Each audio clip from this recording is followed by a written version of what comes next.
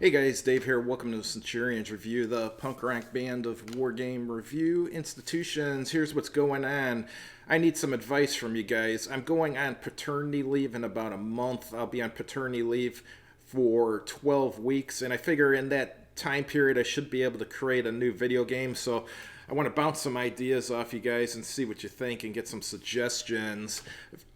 So there's three types of games I'm thinking of creating. I'm only going to create one of them, but the first would be a revolutionary war game, which would have multiple historical battles you could play, and all these games you would be able to switch sides and so on and so forth. The next one would be an Ancients combat game, which would have a bunch of historical battles too.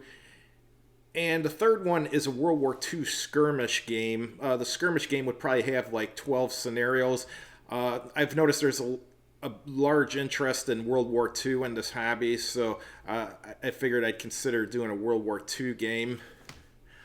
As far as the game, one of the things, regardless of which game I choose to do, it's going to have something called combat effectiveness instead of combat strength. Combat effectiveness will represent ammunition expenditure and combat strength all in one. So like, for example, for the World War II game, a standard infantry unit would have somewhere in the neighborhood of a combat effectiveness of 25.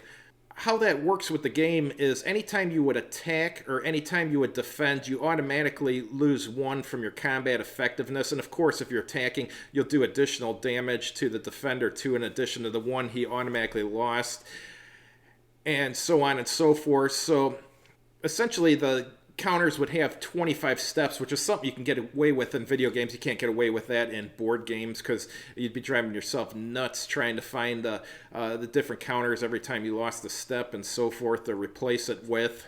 So since my last Hex and Chick game, which was Orc Raid, I've learned quite a bit.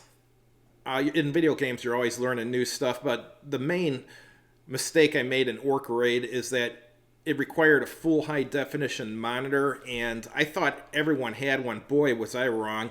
Turns out most people don't. So this new game will work on any monitor. You can have full high definition, or even less than high definition. It will work just fine. Some of the things I'll be doing differently, I'll be having a different pathfinding algorithm because I wasn't satisfied with that in Orc Raid. And let's see here. I'm going to change a bunch of stuff in the Hex engine too to make things more efficient and so on and so forth, and hopefully easier to read, easier to debug. Okay, that's pretty much all I got. So now it's in your court, guys. Let me know what ideas you have, which of those three games interests you the most and so forth, or even if you have some off-the-wall idea, now's a good time to let me know. Have a good evening.